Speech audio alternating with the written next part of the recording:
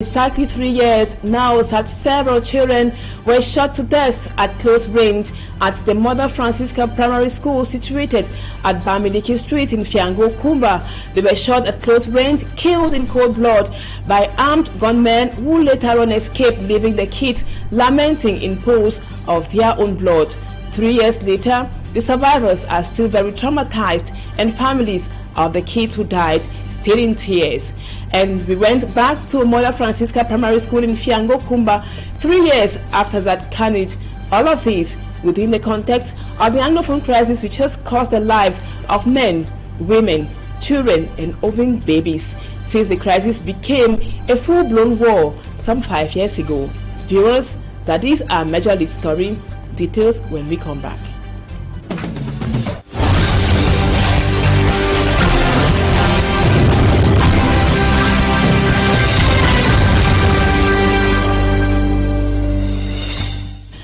Welcome back, viewers. Thank you for always being faithful. Thank you for the confidence.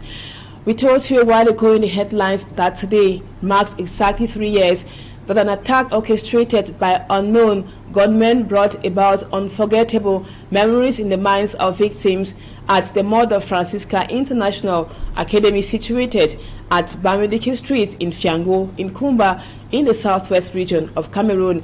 The attack, which resulted to several deaths of children aged between 3 and 6 and 11, has been described as one of the most devastating events in the Anglophone crisis in Cameroon. Immaculate Fogwe comes back to what happened on that fateful day that was on October 24. These children have done nothing. They have absolutely done nothing. Wailing, panic, and agony are some of the emotions that gripped the population of Kumba in the Memed Division, southwest region, after the news of an attack by unknown armed men at the Mother Francisca International Bilingual Academy on October 24, 2020. The indiscriminate shooting done in the classroom while the students were receiving lectures left 7 of them dead with a dozen others injured. Exactly 3 years down memory lane, many describe the incident as one of the most devastating events recorded in Anglophone Cameroon. Visiting the school premises, we noticed that life has come back to normal after 2 years of no school activity. Even the name of the institution has been changed. However, the usual effervescence noticed before the sad incident is completely absent. It should be recalled that 4 persons were tried and given a death sentence at the Boya Military Tribunal after they were found guilty of carrying out the gruesome killing. They were charged with acts of terrorism, hostility, insurrection, murder, and illegal possession of firearms. Meantime, the proprietress and her husband were given 5 months jail term for having failed to report the incident. Till date, no group has claimed responsibility of the attack. Meantime, the national and international community greatly condemns the gruesome killing while calling for an end of what many describe as a senseless war. We shall be coming to that again. That will be in the second part of the news. And now, back in Douala, hundreds of people have been forcefully evicted from a parcel of land at Sable, precisely at the Bonabo neighborhood in the Douala 5 subdivision. That was early today. A man called Kamto Michael Robert is claiming ownership of the land. He says was bought by him in the 1980s, and traffic was seriously perturbed at the Bonamusadi Aqua through Bonabo stretch of road. That was early today as anti-rural police officers were there to disrupt or to disperse the angry population who were manifesting against the demolition of their houses. And now let's listen to the person who says he is the one who bought that land that was in the 1980s. He is a certain Kamto Michael Robert. Let's listen to his own part of the story in this excerpt. The demolition is result of a court case that existed for years. We understand the pain, but we have also suffered over this matter for many years. We have a document of this parcel of land dating over 35 years. You can be occupying somebody's land illegally given to you, and when the rightful owner surfaces and decides to have it back, justice stands by him. Et quand le propriétaire sort avec ses documents et ses papiers qui justifient que c'est pour lui, la justice fait son travail et on va lui céder cette chose. We allowed the land vacant, and around 1985, quarter hairs sold to pieces to the victims with certificates of acquisition signed at the gendarmerie brigades and police stations. C'est vrai que c'est un terrain qui a été nu. Comme c'était nu, ils ont fait des certificats de vente. Since 2010, we engaged a court case. Nous, on avait notre titre foncier. On a engagé des procédures d'expulsion. On a eu gain de cause depuis 2010. And now we talk something else. Teachers across the national territory continue to demand for better working conditions. The Minister for Secondary Education, Professor Nalova Lyonga, in a recent press release, has called on teachers with names featuring on a recent press release to justify their absences at the Ministry of Secondary Education. In Yaoundé, the release, according to a trade unionist, Raoul Lemopi, will rather deteriorate the current situation of the teachers' grievances across the national territory. Details with Lucille Yengu is here. The Minister of Secondary Education, Professor Nalova Lyonga, in a recent press release, calls for the anonymous denunciation of personnel who are absent at their duty post. The press release carries the names of teachers who, according to Professor Nalova Lyonga, have abandoned their duty post, calling on them to justify their absences at the ministry. The outing comes at a time when teachers across the country continue to demand for the amelioration of their working conditions. Reacting to this, Raoul Lemopi, a member of a trade union, says the decision will rather create tension among teachers who, for one reason or another, might not be aware of the reason why a colleague is absent. He also says, going through the list, he figured out some names, that of his colleagues who are present at their various duty posts. He thinks thorough investigations should be carried out on such situations so as to avoid the situation from degenerating.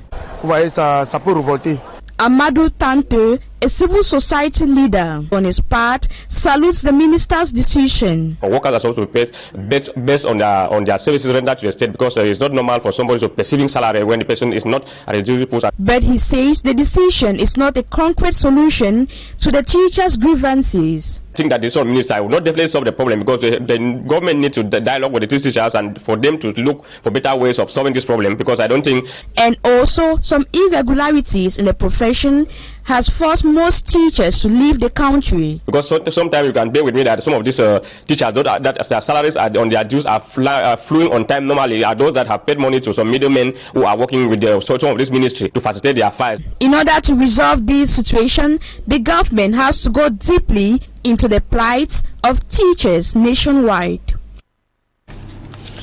The Minister for Commerce has demanded a reduction in the prices of chicken, eggs, bread and cement in the markets across the national territory. The demand is contained in a note addressed to the president of the Cameroon Poultry Interprofession, IPAVIC. However, this category of economic operators say, or business persons, they say they need more accompanying measures from the government. For me, I'm Strong Sander, tells us more. In a correspondence dated October 19, 2023, addressed to the president of the Cameroon Poultry Interprofession, IPAVIC, le ministre est dans son rôle, celui de lutter contre la vie chère. The Minister of Commerce called for his moral and civic commitment to take into account the legitimate interest and rights of consumers through the drop by the appropriate amount in the price of chicken and table eggs in market. Luke Magrambarga at Tangana bases his request on the recent evolution of certain factors caused among the most important in this sector of activity at a time when, strange paradox, the prices of chicken and eggs are experiencing a dizzying increase in the Cameroonian market. Le ministre du Commerce poultry products are now overpriced, a sign that players are taking advantage of the crisis to make huge profit behind the backs of households whose purchasing power has deteriorated significantly over time. The Minister of Commerce, however, notes that the price of corn has gone from 310 francs per kilogram to 200 francs CFA per kilogram. And now we take you out of our national frontiers. Emmanuel Macron, the President of France, is in Israel today, October 24, to express solidarity to Israel following the war in Gaza. While in Niger, the European Union has announced sanctions on anyone threatening the peace and democracy of that country. Mala Glory has more on our foreign page roundup. Emmanuel Macron arrived Tel Aviv in Israel this Tuesday, October 24th, to extend a hand of comfort to Israel. This is after terrorist attacks perpetrated by Hamas and as the deadly retaliatory Israeli bombings of the Gaza Strip continue. His main objective is to call for a humanitarian pause and a political perspective. While in Tel Aviv, the French President Emmanuel Macron began his visit by meeting with the families of the French victims of the October 7th assault, including those of the 9 people reported missing in a launch at Ben Gurion Airport. The President will be having talks with the country's President Isaac Herzog, the Prime Minister Benjamin Netanyahu, and other government officials on Wednesday, 25th October 2023. And over to Niger, the European Union has resolved to sanction individuals and entities responsible for actions that threaten the peace, stability and security of Niger, undermine the constitutional order, democracy, the rule of law, or constitute serious human rights violations or abuses. Restriction consists of an asset freeze and prohibition to make funds available for individuals or entities, as well as travel bans for individuals. The European Union remains engaged with the people of Niger through humanitarian support to relieve shortage of basic supplies. And now in sports, Victoria United, also known as One People, One Power or POPO, still remains an Elite One club in Cameroon's top-flight football, notwithstanding rumors about the liberation of the players that was on Monday yesterday. Players of Opopo are presently on recess called by the Transitional Committee in charge of Elite 1 and 2 football. And elsewhere, Racing Club of Bafsam is at the verge of not participating in the Elite 2 championship. The team's board chair, Alphonse Kwanyi, say finance is the main issue. Smart Jikan Gabriel with the details. After news circulated on social media about the possible withdrawal from Elite 1 football of Victoria United, alias One People, One Power, till the time of this report, no official statement has been made about the fate of Opopo in the Elite 1 Championship. A meeting that held at the club's headquarters on Monday didn't come out with a final decision, but players of Victoria United have a 10-day break before the resumption of the championship. Even though not yet confirmed, it's alleged that the president of Victoria United, Quine Valentine, is planning to withdraw himself at the helm of Victoria United when hostilities will resume. Sources see elites of the Southwest region and Paco division in particular are strategizing on how to manage the club till the end of the season if the president eventually leaves the club. For now, no official statement has been published by the club. Another club in crisis is Racing Club of Bafoussam. Within the week, the board chair of the club, Alphonse Kwanyi, informed the elites of the 2% de l'Ouest about the unhealthy situation of the club and threatened to dissolve it if no solution is found. Racing Club of Bafoussam failed to receive their complete subvention promised by the Cameroon Football Federation for the past 2 seasons, and this had a negative impact on the management and results of the team. Though uncertainty is high, TPO was drawn in Pool B of the Elite 2 Championship last Friday and will play alongside Renaissance of Ngumu, Yafut, Aigle of Mongo, Bafmen United, Foncha Street, and regional rivals Unisport of Bafang. And such sports reports, viewers, brings us to the end of the first part. The news don't go away. Talking Point comes up next.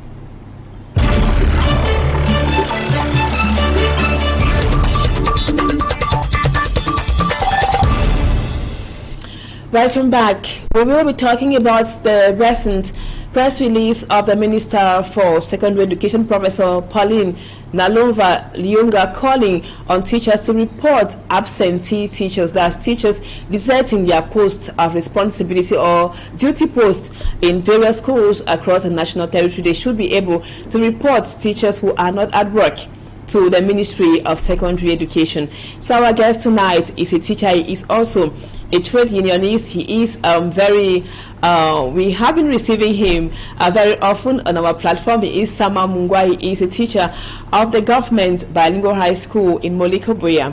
Mr. Sama Mungwa, thank you so much for accepting once again to be our guest on Talking Point tonight. Now, as a teacher and a trade unionist, don't you think that the press release of the Minister for Secondary Education can somehow be part of the... How can you analyze that as a teacher?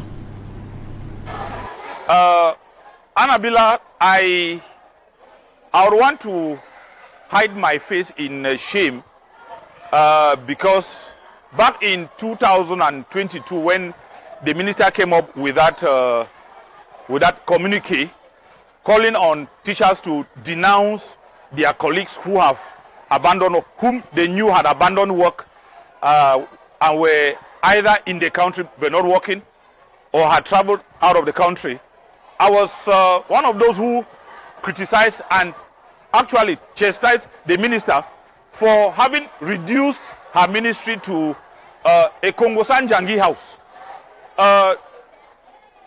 Because to me then, I saw it as a demeaning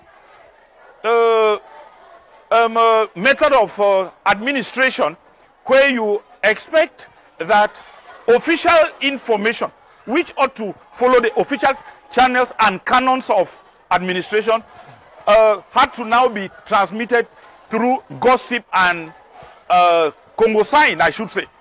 But I think that, again, as I said, I humbly hide my face in shame, and I'm doing so in all honesty and humility because of the result. To imagine that the fruits of such an exercise can expose 1,571 alleged ghost teachers who have abandoned work is quite hilarious, and I should doff my hat to the minister.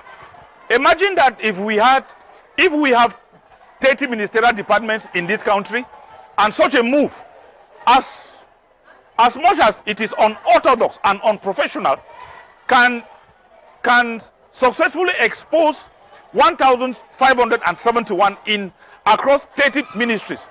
That would give us approximately 47,000 ghost workers being exposed. So I think that it is a laudable initiative, as much as it falls out of the official canons of communication and administration. But I think that what we want are the results. Again, if I were to talk in terms of law, it is an act that does not respect the rule of law. But again, the results are there to speak in favor of the minister. And I think I can only urge other ministerial departments to also follow the same procedure so that we can continue in the fight against ghost workers in the public service. And now, still talking about the list of absentee teachers published too in that same communique, Mr. Sama Mungwa. That number is really enormous. It's huge. You just said about 171. Such absences can greatly affect students' outputs. Now, what are some of the reasons teachers, not only in the northwest and the southwest, across the national territory, can decide to desert their duty posts? Not only reduce it to the problems of secondary education. As much as the Ministry of Secondary Education has a problem of personnel, but I think that it expands and goes beyond secondary education to every ministerial department. I am not very comfortable when we reduce the phenomenon of ghost workers and absenteeism in the public service to an issue that touches only on the teaching corps. Maybe because of our population size, basic education and secondary education are the largest ministries in terms of I should say, manpower, but this is a phenomenon that is generalized across public service as a whole, especially at a time when there is insecurity in some parts of the country. There is no work, the work environment is so hostile in so many parts. I think that the minister's efforts have yielded fruits, and it should be able to seen as an eye-opener for other ministerial departments, so that then we can be able to effectively clean and cleanse the salary payroll of the public service, so that resources could be diverted for some other more useful and more beneficial national interests. And now, Mr. Sama, coming up with a list of ghost workers or absentee teachers, can that be a solution? Or telling other teachers to report their colleagues who are not at their duty post on time or are always absent, regularly absent, can that be part of the solution? Again, uncomfortable when the issue of civil servants who have deserted, not only teachers, civil servants who have actually deserted their duty posts is reduced to the Northwest and the Southwest. The crisis in the Northwest and the Southwest have made these two regions ungovernable, have made these two regions unsafe, has made these two regions unfriendly. But again, as I said, it is not only a phenomenon that is typical of these two regions, it is not only a phenomenon that is typical of the Ministry of Secondary Education. It is a broader, it gives us a broader picture of a deeper and a more cancerous cankerworm that has eaten into the public service. Where, because people think that they are not getting sufficiently remunerated, they are not being sufficiently compensated, they are not sufficiently appreciated for the sacrifices that they put in to serve the public, to do the public service. They think that they could do better elsewhere. And so a good number of people are migrating, a good number of people are abandoning, a good number of people, I have a good number of people who are going on voluntary retirement or who are requesting to leave officially. And I think that it is a natural human instinct to always seek for a better life, a better quality of life. And if you think that you don't want to die a martyr, you don't want to die a patriotic martyr, serving a nation that is ungrateful, serving a nation that is unappreciative, then I do not see any reason why it should be a problem for people to leave. But the problem becomes serious, it becomes criminal, it becomes immoral when you choose to leave for greener pastures elsewhere while still maintaining the little bits of crumbs that could have served the livelihood of others who do not want to leave and who are doing work for the nation. That is where I have a problem. May I tell you, and that on the minister's famous list of 1,571 ghost workers or teachers in her ministry who are alleged to have abandoned work, I saw the name of somebody I know personally who was like a younger friend, a younger colleague to me. The name is there on the list, indicating that she abandoned work as far back as 2015. We are talking of 8 years now, and that's exactly the time she left this country for greener pastures, and her name comes out now. The question I want to ask: the Ministry of Secondary Education is the most active ministry when it comes to census exercises. We undergo at least 2 census exercises every academic year, be it at the level of the division, be it at the level of the region, or be it at national level, added to impromptu census exercises conducted by the Ministry of Public Service and Administrative Reforms. The question I want to ask: with at least 16 of such census exercises for the past 8 years, how comes that it is only now that through Congosan mechanism the minister is like getting to know that that particular teacher has not been there? Which means that there is more to what we see, which means that there has been a lot of complicity by collaborators of the minister at the different levels, either the school heads, divisional delegates, regional delegates, who know cases but they cover them. either for their own financial benefit or for other social reasons. Well, thank you for already advancing some reasons why some teachers or former teachers, they decide to desert their duty post for so many years, so to speak. And now, Mr. Samamunga, my last question. Today exactly is 3 years since several pupils of the Mother Francisca Primary School were shot by armed men in Fiango in Kumba. You already watched in the report by Immaculate that was some minutes ago. What really happened that was on the October 24, 3 years ago. Now, as a teacher, what does that gruesome act bring to your mind today? A feeling of desperation, fear, insecurity? Fear, yes. Insecurity, yes. Uncertainty, yes. Mistrust, yes. And compassion for the families and the schools. I think that, again, as I always tell people, I will not stake out my neck to teach in an insecure environment. I wouldn't do that. And I think that it calls on every one of us to be our own personal agents of security. May I tell you, Anna Billard, one of the most important human natural instincts is the instinct of self-preservation. And if you are not sure of where you are and you think that your environment is not safe enough, or the forces against you, those you don't know and those that you know are stronger than you, stay safe. Again, as I often say, it is only a teacher who is alive who teaches. It is only a student who is alive who studies. It is only a pupil who is alive who has an opportunity to study again. If the forces against us are stronger than us, as the weaker forces, I can only encourage parents, teachers, students, and pupils to bow. Thank you, Mr. Samamunga, for accepting to be our guest on Talking Point again tonight. Viewers, thank you so much for always being there. Our programs continue as usual. Don't go away. Equinoxe Soir at 7 p.m. and the news in the French language at 8 p.m. Stay with us on Equinoxe Television. Bye-bye for now and see you again tomorrow, God willing.